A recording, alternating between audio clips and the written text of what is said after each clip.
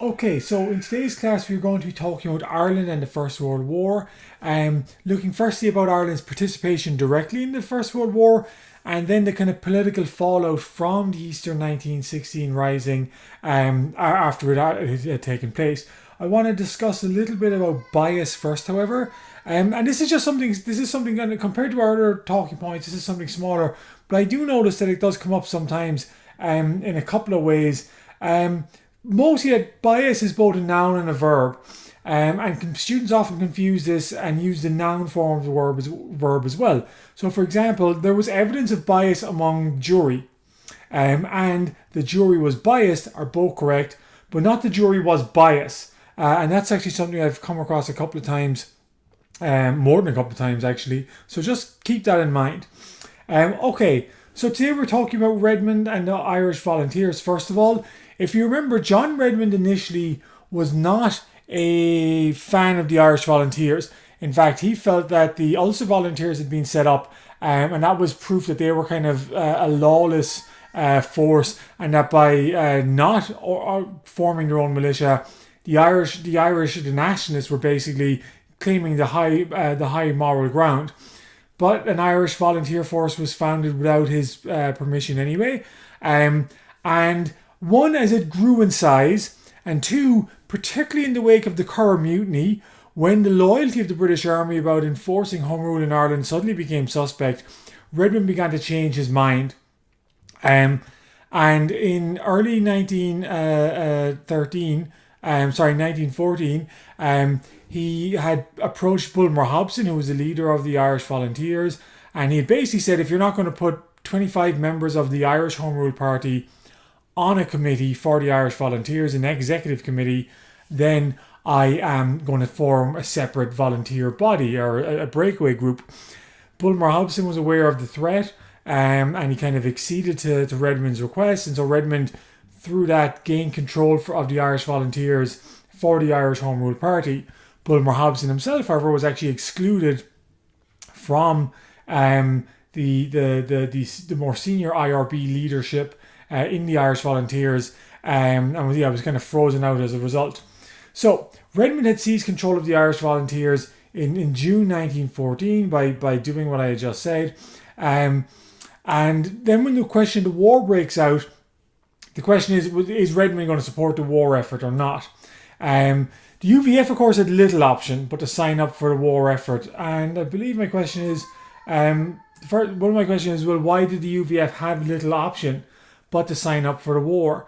And the answer is that, well, they basically painted themselves into a corner. They had talked about how they were the most loyal, in terms of the most resolute in terms of supporting the monarchy, most loyal to the British nation. And now with Britain in its time of danger, they really wouldn't have been left in much of a position to kind of then say, oh, well, actually, we're not supporting the empire. So they kind of had little option but to sign up. The Irish Volunteers were a little different. With the UK at war in 1914, what bargain could John Redmond and the Irish Volunteers potentially have made with the British government? And they potentially could have negotiated from a position of strength that Redmond would have said, well, I'm not going to commit the Irish Volunteers to the cause of the British Army without first getting Home Rule, and particularly maybe without first solving the situation in Ulster. At least he could, in theory, have done that. In practice, he was opposed to this for two reasons. One was that he was actually a pretty genuine supporter of the British Empire as well. He believed Ireland had a very firm place within the British Empire. It was an integral part of the United Kingdom. And with the United Kingdom now in danger, Ireland had to do its role and play its part in securing securing its place and fighting alongside the English, the Scots and the Welsh. He was also kind of afraid that if the war was relatively short, and in 1914, of course, most people thought the war was going to be over in a couple of months, the Ulster Volunteers would get the credit for having rushed to the colours, and the Irish Volunteers, if they had kind of hesitated or held off and not gotten involved immediately, they would have essentially the situation would have been dramatically worse. That not only would Ulster have been excluded from the Home Rule that was imposed after the end of the war, but perhaps it would be a diluted form of home rule as well, or maybe no home rule at all. So for those reasons, he considered it was best to join with the war effort. So why would try to demand home rule before committing to support the war being a risk for Redmond? For the reasons I basically just said. He was afraid that the Ulster Volunteers would get the credit for joining the war effort. And again, if the war ended too soon, then Redmond would have potentially, Ireland could have missed its opportunity. So he also thinks that the war effort can heal divisions. So he imagines that on this battlefield, the Irish North and South are going to fight side by side, and that after the war, the divisions that existed before the war are not going to be as important, and there's going to be a sense of unity amongst the Irish people, and then in that sense, he's willing to support it. He also thinks if worse comes to worse, most of these Irish nationalists are going to come back trained as soldiers, so that if a potential militia is introduced in Ireland again after the war, that is, if the Irish Volunteers have to reform to kind of argue their cause, they're going to be in a stronger position to do so. Redmond calls for the National Volunteers, or basically he decides that the Irish Volunteers are kind of too divided amongst themselves. At least the leadership is, because most of the leadership, of course, are the IRB, planning a rebellion. So he therefore calls in National Volunteers to join up and sign up and fight.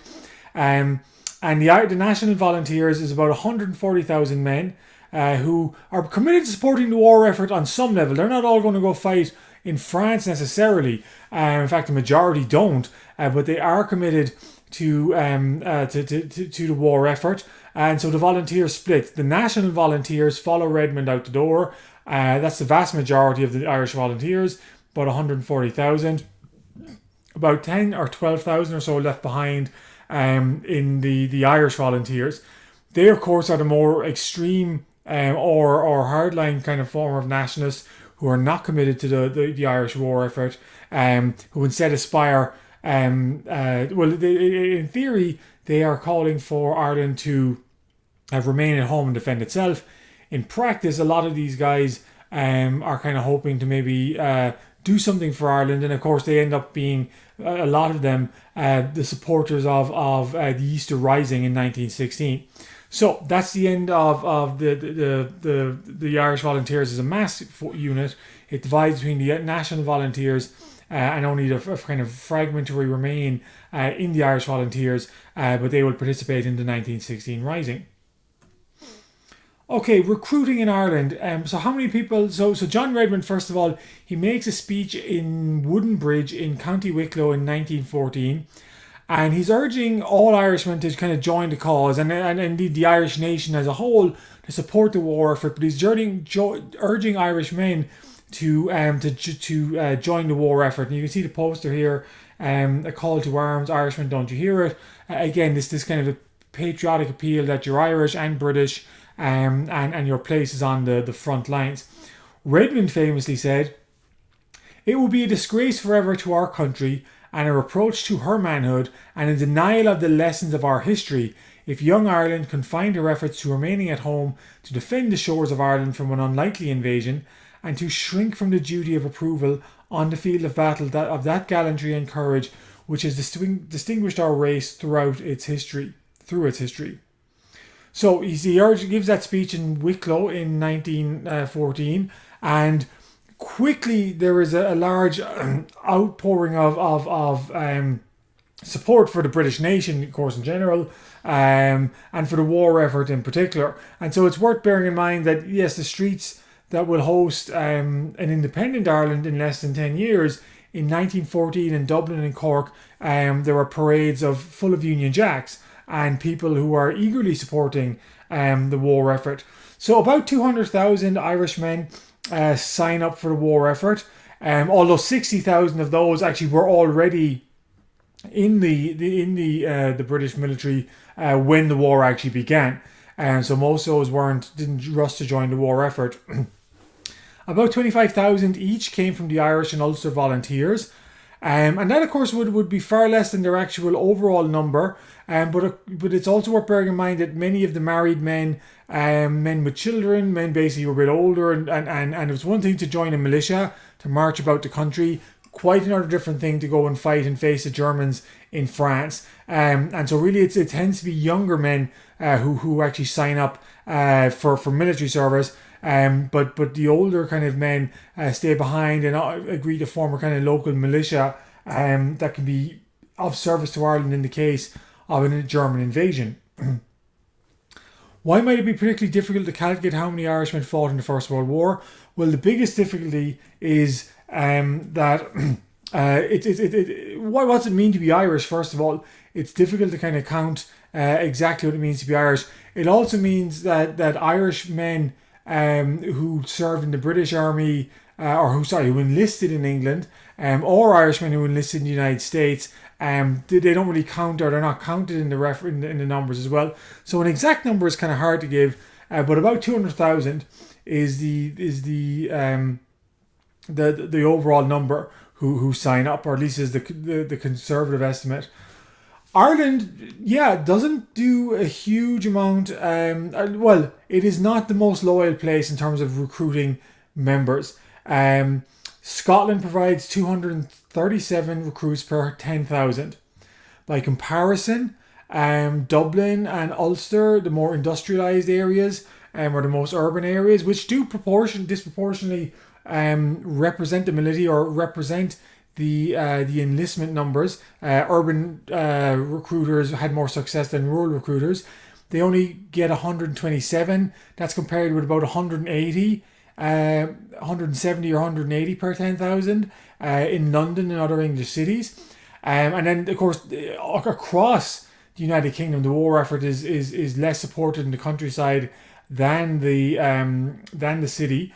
But in the rural south, only 32 men per 100,000 join up. That's compared with 84 men per 100,000 or per 10,000 in England. About 50,000 joined the war effort kind of immediately. So in the first 6 months, that falls to about 25,000 in the next 6 months. And then in the 6 months after Easter 1916, it's only about 8,000. Initially, you might think that is a kind of nationalist reaction to the war, although it should be very much tempered by basically seeing we see these recruiting efforts kind of collapse dramatically across the United Kingdom. And it reflects the kind of general unpopularity of the war in general, rather than a particularly Irish kind of nationalist resistance to the war effort. So there we get 50,000 the first month, 6 months, only 8,000 after Easter 1916. And what different motivations do people have for volunteering to join the British Army? And basically they have a wide range of motivations. And Tom Kettle was a former Home Rule MP, and he was one of 5 former Home Rule MPs who signed up. And actually, just should say as well, John Redmond's own son signed up for it. Willie Redmond, his brother, who was over 50 years of age, also signed up for the war effort. Their motivations varied. Tom Kettle, and we know his kind of thoughts by his he left a series of diaries. He basically said that it was all about fighting for small countries, the independence of countries like Belgium and Serbia. Others and British propaganda certainly played up the Catholic nature of Belgium coming under attack from the Protestant Germans, and that apparently had some appeal to the ordinary Irish person as well. There's political reasons. I mean, some people in Ulster joined up because they felt they owed the British Army because of the Curragh Mutiny and the British Army's essentially refusal to kind of introduce home rule through coercion in Ireland. Others would have, again, for the reasons we already talked about, would have gone to either defend the cause of home rule and ensure that it's introduced after the war, or ensure that by joining the Ulster Volunteers in particular, they're committing to ensuring that it's not introduced, that by hoping by a show of loyalty and a show of military might, the home rule cause might be defeated. Obviously, there was economic reasons. Ireland was relatively poor. A lot of people calculate they could make a big, or certainly could One labourer from Wexford, for example, calculated that he would triple his wages by joining the army, with a pension to come on top of that as well. So that was certainly a motivation. In fact, James Connolly, interpreting things through a socialist lens, felt that the British deliberately kept Ireland poor as a military recruiting tactic. And as I mentioned, at the outbreak of the war, 60,000 members of the British Army were already Irish. Then there was kind of a desire for adventure. That's often something we see in wartime. People sign up because of a desire for adventure. Tom Barry, who later went on to actually serve in the IRA, said he just wanted to get his hands on a gun. He wasn't particularly worried about who he pointed it at. Although a couple of Irishmen mentioned that they were kind of actually plotting for the real campaign to begin once they returned from war, that is, say, a campaign for Irish independence. And certainly there are some there is some evidence, not evidence, I mean there's concrete fact that some members of the British Army did indeed join the IRA after the First World War. Tom Barry, of course, amongst them. So what were the units in the British Army? So there was two there was basically the Ulster unit first, the 36th Ulster Division. Let me ask this: other than the need to demonstrate loyalty, why would Carson and other leaders of the Ulster Volunteers, think it is a good idea for the men to enlist in the army? Well, they were kind of thinking the same thing as Redmond, that when they came back from having had military service, and if the cause of home rule was still on the table then, and of course it looked likely it was going to be, they wanted to be better armed and better trained. So just as Redmond had thought about an Irish volunteer force that could be better trained and more efficient after the war, the Ulster men and the Ulster Volunteers had a similar calculation as well. So Carson encourages the UVF members to join out of a sense of loyalty, absolutely, but also because they'll be better trained, better armed, and receive useful training to be used when they return after the war. So both Carson and Redmond had approached Herbert Kitchener, who was the overall commander of the British Army, with a request that the Ulster Volunteers, I should say approach Kitchener separately. Carson went to argue for the Ulster Volunteers to be introduced as a standalone unit. Redmond went with the Irish Volunteers and again argued they should be introduced as a standalone division. Kitchener initially declined both, but after a bit of consideration, the British Army agreed to Ulster's position as a division within the army. And so 20,000 men were incorporated into the Ulster Division, with their own officers, their own insignia. This is what you see here, the 36th Ulster Division with the red hand of Ulster as a symbol of Ulster, which of course was also the symbol of the Ulster Volunteers. So very much hold their place in the British Army, are able to transfer. I mean, it's not a like-for-like transfer. There were certainly members of the 36th Ulster Division who were not members of the Ulster Volunteers, and certainly not all members of the Ulster Volunteers actually went into the Ulster Division, but there was a great deal of overlap between them, and they were able to bring in their officers as well. They were able to get other men who had already signed up to transfer into the 36th Ulster when it became a regiment. It was commanded by Oliver Nugent, who wasn't actually from Ulster himself, but his father-in-law was an Ulster Unionist MP from County Down, and he was felt to be a good choice. They train for most of 1915, and then they take part in the Battle of the Somme in 1916, where they were amongst the group to go over the top that morning, and in what was actually one of the bloodiest days in the history of the British Army. The British Army in general suffered 20,000 dead that first day at the Battle of the Somme. The Somme actually was a disaster for the British Army. In particular, that first day was obviously a mass slaughter. The Ulster Division, however, actually was the only unit in action that day that captured German trenches as it was supposed to do. And this is partly explained by Oliver Nugent, the general in charge, attacking a little bit early before the rest of he started his attack 20 minutes early precisely because he was trying to get an edge before the Germans realised a full-scale attack was underway. But the Ulster Volunteers suffer severe casualties as well. They take 5,000 casualties on that first day. 79 officers, 1,800 men are dead on one day in the Battle of the Somme. And in total, the battle is going to go on 6 months. It's going to claim over 1 million lives. And Ulster, for the Ulster Volunteers, the Battle of the Somme was important.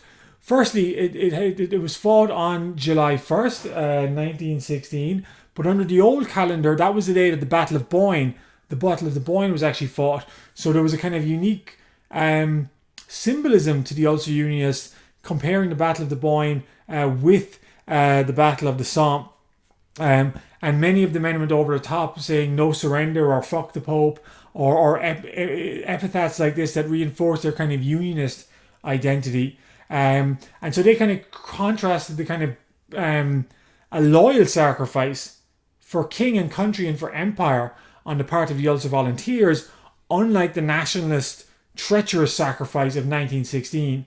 So they very much drew this contrast, very much in favour of themselves, between their loyal sacrifice on the Somme and the nationalist kind of treachery of Easter 1916. The 36th fought in several other battles as well, but eventually was stood down. It suffered, in total suffered 20,000 casualties over the course of the war, which is a very high number. And by the end of the war, it was certainly not made up of only Ulstermen. It had a lot of outside men transferred in. But it was actually kind of largely made inactive by the end of the war because the casualties it suffered had been so great. You remember when I mentioned at the beginning that the British government had refused had refused both. Herbert Kitchener had refused both Carson and Redmond the right to form their own divisions because he felt that was it wasn't really kind of appropriate for the British Army to do. The British Army, of course, they relented to Carson. The Ulster Volunteers were enlisted en masse into one Ulster division. The Irish Volunteers, however, and Redmond went back and asked the second time that they be allowed to enlist as a unit because this was a favour granted to the Ulster Volunteers. It was refused to the Irish Volunteers. Now, Kitchener's official reason for refusing was that the Ulster Volunteers were a bit different. They had been formed earlier. They had been training longer. They were better armed, although how they were better armed, of course, because of the illegal gun running. But also that they had British officers already in their mix and in their midst. And therefore that was more suitable than the Irish Volunteers, who did not really have any British officers. Of course, he was also worried about creating a large union of nationalists at the beginning of the war. But to a lot of Irish people in Ireland, and I have to say with a certain amount of justification, this looked like the British having a double standard when it came to treating the Irish Volunteers and it came to treating the Ulster Volunteers. So it kind of played upon these nationalist sense of difference and one law for them, another law for us that was in place at the time. Why would the Ulster Volunteers allow the Ulster Volunteers form an army, not the Irish Volunteers? Well, I answered that. But there are two divisions in particular. The 10th Division, which was commanded by General Brian Mahon, a Galway man, and the 16th Division, which was commanded by William Hickey, who are both and who do recruit a large number of Irish men. They're not officially an Irish, or they're not like an Irish volunteer unit in the same way that the Ulster Volunteers are, but they do recruit a large number of Irish men. They are called an Irish division, and so at least there was some recognition, I guess, of the Irish Volunteers in that as well. So they said the 16th was led by General William Hickey.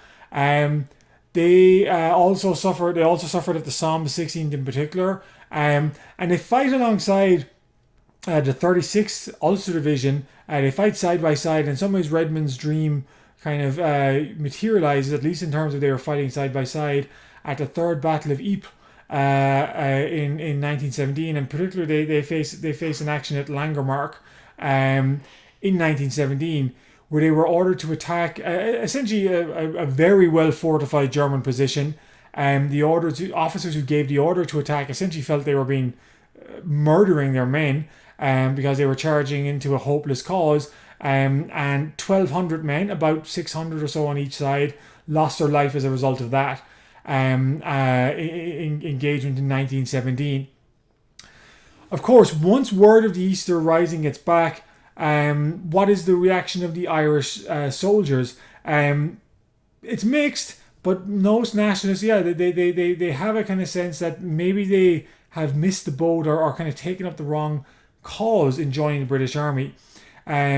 The attitude of Tom Kettle and others it goes on to show that the attitude of the nationalists is torn. It is conflicted. Tom Kettle wrote, "These men will go down in history as heroes and martyrs, and I will go down, if I go down at all, as a bloody British officer." And so he was aware that the men of 1916 would be seen in a heroic light, in a martyred kind of light, in a way that he probably would not be. And actually, Tom Kettle was killed shortly afterwards in the war after he wrote these comments. Francis Ledgwich was another Catholic officer. He had said that initially in 1914 he was going to fight for the birth of or the freedom of small nations. He was kind of gung-ho about this war effort. But after 1916, and as the war went on, he became very much more conflicted about his role in the British Army and the idea of stopping the Germans. In fact, he said that by the end of the war, I wouldn't have laid a finger to stop them. That the Germans are as much our enemies as the British, and in that sense, kind of adopting a much more negative view of the British and their position in Ireland. This is also reflected by attitudes of the other British units towards the Irish units. In 1918, Michael von Ludendorff and his spring offensive breaks through the Allies and pushes the Allies back a significant number of miles. One of the divisions they kind of swept out of the way was the 16th Irish Division. And despite the fact it took heavy casualties, British officers kind of suspected that these Irish were only kind of fighting half-heartedly for their cause. And Irish soldiers do very much talk about being referred to as here come the Sinn Féiners, here come the rebels by 1918 by other British units. So by the end of the war, both the nationalists themselves and other British serving in the army kind of tend to have a suspicious view, as it were, of whether they could trust the loyalty or whether they had the utmost loyalty of the Irish divisions in the army. So, in the immediate aftermath of Easter 1916, the British government decides that it's going to try and introduce Home Rule immediately. Of course, assuming that issues can be resolved, and the overriding issue that is, of course, at the heart of the matter is the question of Ulster. So, David Lloyd George, who was the Minister for Defence, I believe, at this stage, is sent to Ireland, and he basically gathers together both sides. He moves between them separately. He goes from one side to the other, kind of negotiating separately. And over the course of June and July, it looks like he maybe has a deal. But very simply, he's not saying the same thing to both parties. To Redmond and others, he is saying, yes, there will be some exclusion, but it will be temporary, and it will be resolved after the war, and Ireland will be united, a 32-county Irish state with its own parliament. To Carson and these guys, he is saying it is permanent, and will be, the division will last as long as the Ulster Unionists want. And those are obviously not the same thing. Once John Redmond learned of this kind of duplicity on the part of David Lloyd George, the talks collapsed. But the talks, they kind of make Redmond and his allies look bad. And the question I have is, why did the collapse of talks in 1916 present a problem for John Redmond and his supporters of Home Rule? And they present a problem because they're essentially reinforcing the nationalist point of view, or the more kind of extreme form of nationalism, that the British government is ultimately untrustworthy. It cannot and will not ever govern in Ireland's interest in of itself, and therefore Ireland is kind of better off as an independent state. Meanwhile, when the Rising broke out in 1916, the government used a kind of convenient shorthand, the Sinn Féin Rebellion. And Sinn Féin was still a political party, of course. If you remember, it was founded by Arthur Griffith in 1905. It had staged a little bit of electoral success, or at least it had competed competitively in 1908, and had become a convenient byword for the more kind of extreme form of Irish nationalism, or more advanced form of Irish nationalism. And so once the rebellion broke out in 1916, they said, well, it's the Sinn Féin rebellion, because these are the more advanced nationalists who don't want just home rule, they want complete independence. Sinn Féin had nothing to do with the rebellion. Arthur Griffith had nothing to do with the Easter Rising. In fact, he showed up on the second or third day asking if he could help, but he was totally caught unawares, as was everyone else, when the Easter Rising broke out. But the fact that the British government consistently referred to it as the Sinn Féin rebellion gave the party an enormous political boon. And those people across Ireland, especially the younger people who were kind of inspired by the ideology of the martyrs who had fought in 1916, they quickly start to join the Sinn Féin party, even though, again, from with Arthur Griffith involved, it's not necessarily the same thing. So the party grows quite quickly. It takes on a whole host of new members, but many of these members are members of the IRB, or at least those who aspire or think like members of the IRB, rather than Griffith's kind of earlier traditional party. And that eventually is going to cause problems.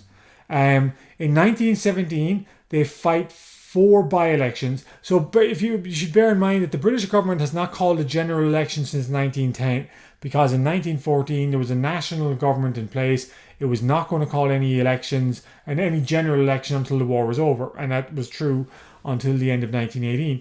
But of course, as people die in office, their seats become vacant, and what are called by-elections in the United Kingdom and Ireland. At the time, they're called special elections in the United States, but essentially one-off seat vacancies create an election that has to be contested. So Sinn Féin fought, firstly, it was in March 1917, it put forward the candidate George Plunkett, who was actually sentenced to death himself in 1916, and his son Thomas Plunkett actually was executed as a result of his involvement in 1916. George Plunkett is put forward and he wins the seat, and quite quickly in the by-elections that are fought afterwards, 4 by-elections in total, including George Plunkett's, Sinn Féin defeats the Irish Parliamentary Party, or the Home Rule Party, in every one of these by-elections. And now it's kind of obvious that there's an appetite for a more advanced form of nationalism than simply what the Home Rule Party is offering. But again, there's this tension in the movement because the ideals of Arthur Griffith and the ideals of the Irish Republican Brotherhood are not the same. So in what way did the ideals of the IRB not match up with what Griffith's Sinn Féin had initially campaigned for? Essentially, the question is monarchy. Arthur Griffith's Sinn Féin had called for a dual monarchy, kind of like what existed in Austria and Hungary, where Ireland would be mostly independent, but would retain the British monarch as the legitimate monarch of Ireland. The Irish Republican Brotherhood, on the other hand, was very much about a republic that had no connection to monarchy. And so Griffith, in kind of some ways, is a bit outdated within his own party. And in 1917, there's a special Ard Esh, a special council or an annual council of Sinn Féin, that it's going to elect a new leader. Griffith is unhappy that he's been kind of ousted from his position of power, but he also understands that the vast majority of the new members support a man called Eamon de Valera, who was one of the leaders in 1916. He is one of the men who won a by-election in 1917. He's pictured here. De Valera is an interesting figure. He was spared execution in 1916 primarily because he was an American citizen, and at a time when the United Kingdom was trying to get the United States to join the war effort, executing an American citizen would have complicated things. So he was spared, and he actually ends up being the most senior commander from the Easter Rebellion to live. And so he replaces Griffith. There's a bit of negotiation takes place, and Griffith kind of reluctantly agrees to step down but remain within the party, so not as to foment a division. And Eamon de Valera is elected as the new president of Sinn Féin in 1917. And now the party kind of reinforces its goal of not so much Griffith's kind of dual monarchy approach, but rather the desire for an independent Irish republic. That is the goal they're going to be working towards going forward. And of course, again, the British government is forced to respond to events in Ireland. The fact that Sinn Féin win a series of elections in 1917, forces David Lloyd George, who by this stage is now the Prime Minister of the United Kingdom. So he's the Prime Minister. He comes to Redmond with a deal. He says either accept a 26 county home rule state immediately, that we will start tomorrow, or we'll have a convention and try and hash out a more kind of long-term solution that will include Ulster in this demand.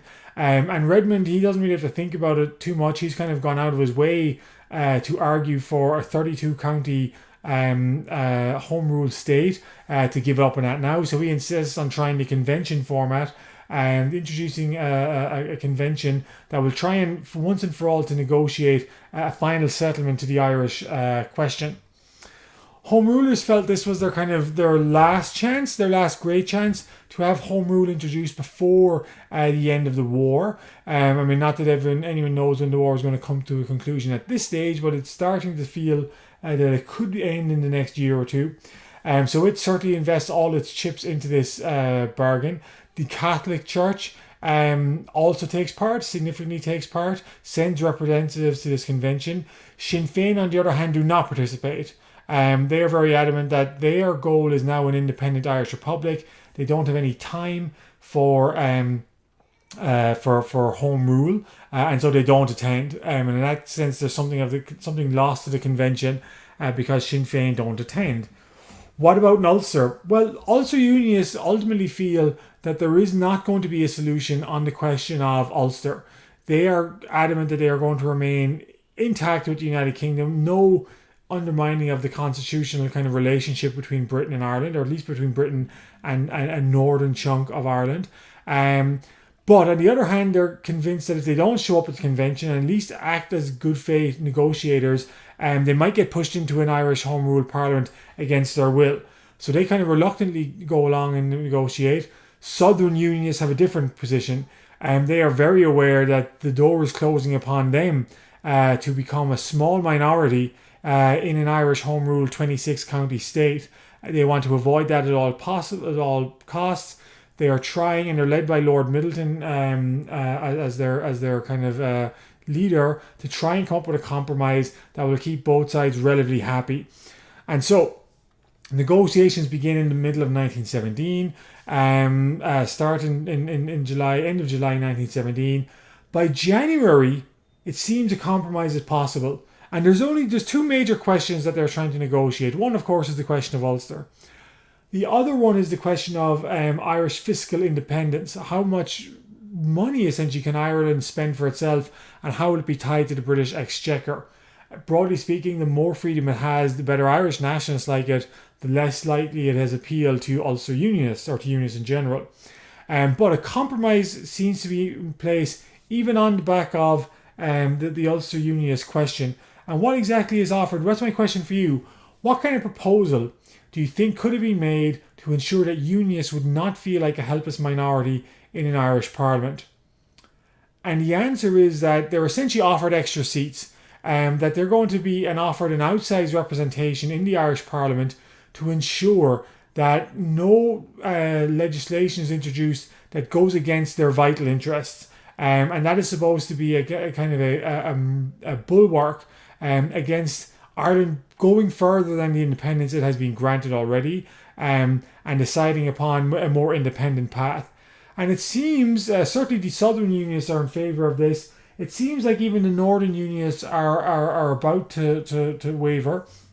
But some of the Home Rulers back off from this. This seems like too much a great compromise. Essentially it would be an undemocratic element to give the Ulster Unionists more representation than they're worth in the Irish Parliament. So the reason the convention doesn't fully fizzle out, but a lot of its momentum is lost in early 1918.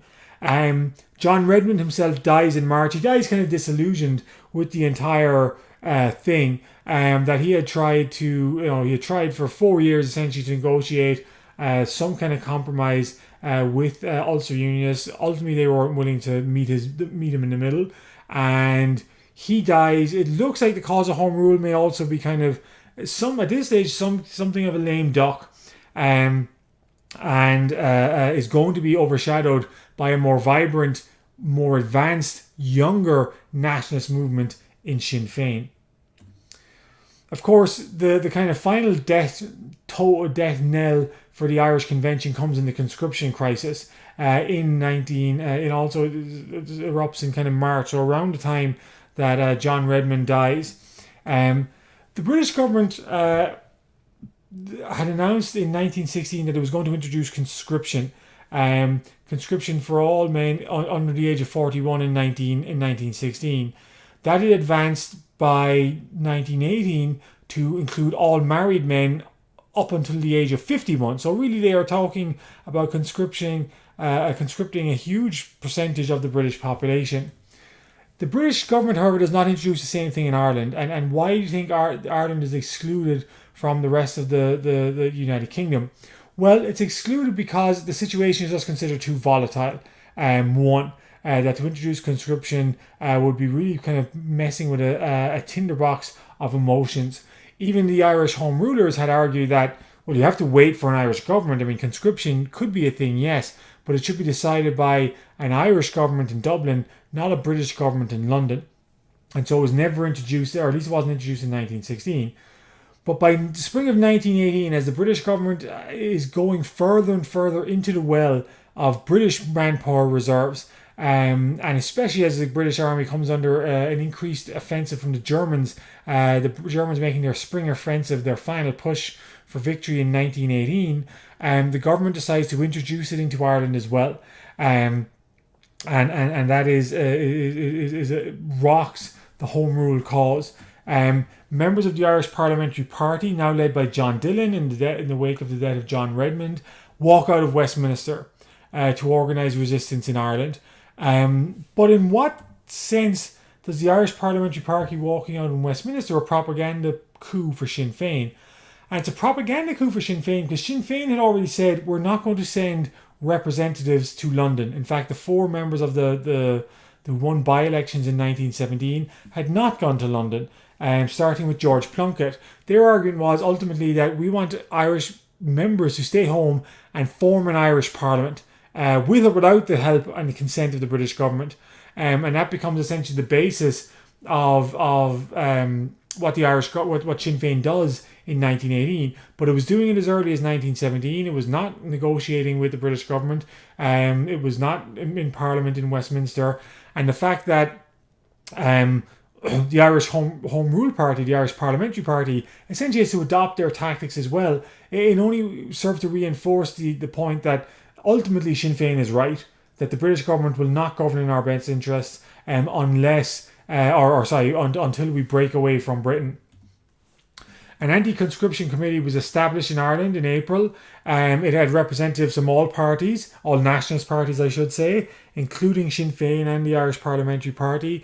It had the support of Catholic clerics. And it begins organising itself, and it begins organising a very militant resistance to the pledge of the British government to introduce conscription.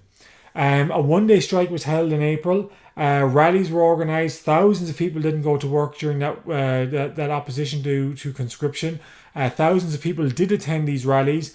£250,000 was very quickly raised among the Irish population to be put to organising further efforts for the Irish anti-conscription movement. And again, it gives, so even though the Home Rule Party and Sinn Féin participate in this committee, it really is giving more momentum to Sinn Féin because it looks like, again, essentially they're right. The British government cannot be trusted in Ireland. The conscription crisis is another example of that. And ultimately, the Irish people would be better off with an independent government in Dublin. And then the final kind of death knell, or I guess another nail in the coffin of the Home Rule Party, comes with the German plot.